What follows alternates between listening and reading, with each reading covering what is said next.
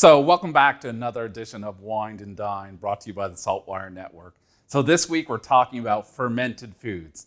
And for anyone that has watched my shows before, you know I love fermented drinks. But this time we're going to push the beer and wine aside, at least to the end of the video, and really focus on the food. So why fermented foods? Well, they're good for us. And a lot of them are really, really tasty. So for alcohol, we use yeast to convert sugars into alcohol and carbon dioxide. But when talking about food, most commonly we're using bacteria, commonly lactobacillus, to convert sugar into lactic acid. The process helps protect the food from fungi and other microbes. It helps preserve the food. And finally, it contributes to foods rich in probiotics. So all this means it's good for you, great for your digestion, great for your immune system. And there's lots of great fermented foods around. You got dairy, you got cheese, yogurt, sour cream, creme fraiche from soybeans. You got things like miso and tempeh. And you can ferment vegetables, things like sauerkraut and kimchi. So making kimchi isn't that difficult. You just need certain things like cabbage, salt, water, some chili paste like this one from Korea, fish sauce, and a few other ingredients. Now, it does take some time, so thankfully some great local products like this one from Cabbage Patch. So we're gonna go to Jessie from Cabbage Patch and learn a little bit about how to make kimchi. Thanks, Mark. I'm Jessie, and I'm the owner of Cabbage Patch Kimchi. I started this company about 7 years ago when I returned home from Korea, where I had been living for several years. While I was there, I really, fell in love with kimchi, and I learned how to make it while I was there.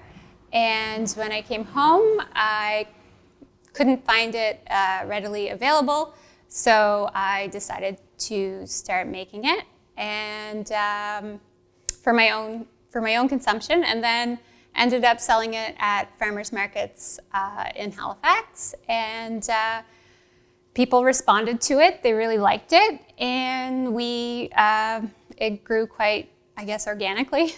And now it's in Sobeys in HRM, and hopefully will be there across the province soon. So the kimchi making process is quite labor intensive. As anybody who has ever made pickles or anything like that knows, you have to brine the Napa cabbage. You soak it, you drain it, then you coat the cabbage with a red sauce. Ours has about 11 ingredients. You coat that by hand, leaf by leaf, then you ferment it. And once the fermentation period is done, according to the temperature and the salt concentration and the pH, then you would cut the cabbage and put it into your jar or whatever vessel you're going to use and throw it into the fridge. And then it is ready to use for cooking or any of the recipes that Mark has mentioned. So thanks, Jessie. That's some really good information on kimchi, how to make it and why it's good for us. So now let's make a few dishes using kimchi, but maybe a little bit unexpected. The first one, we're going to make a kimchi barley risotto. So we're going to go to the pan in just a second. So we're going to start by making some kimchi barley risotto. So to do so, we're going to add 2 tablespoons vegetable oil to a pan or shallow pot.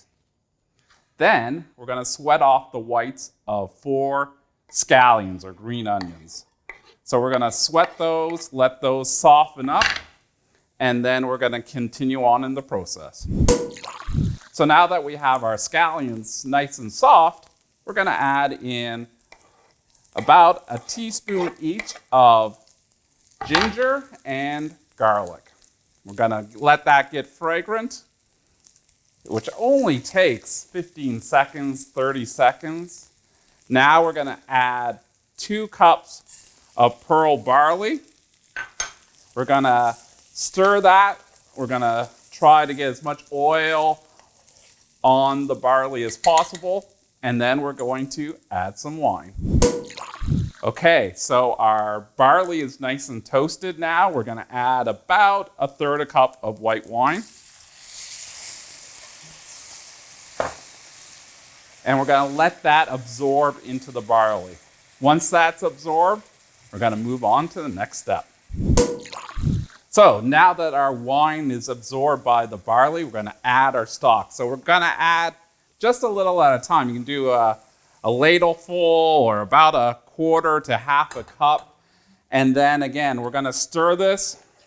Once the barley absorbs all the stock, we're just going to repeat until all the stock is used. So we'll cut them right back, and then we'll have the rest of the ingredients.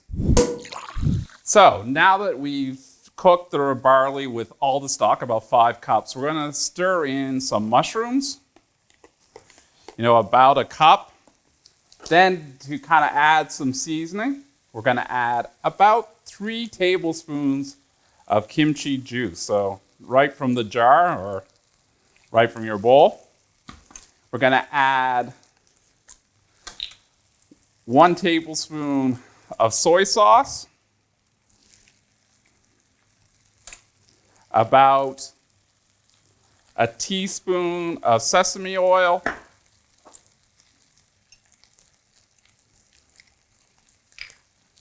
and about 1 teaspoon of fish sauce.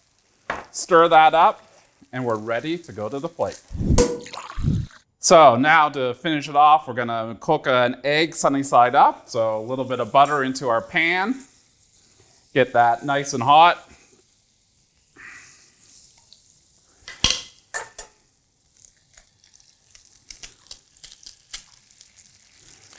And in a second, that will be perfectly sunny side up. And then we'll finish this dish off.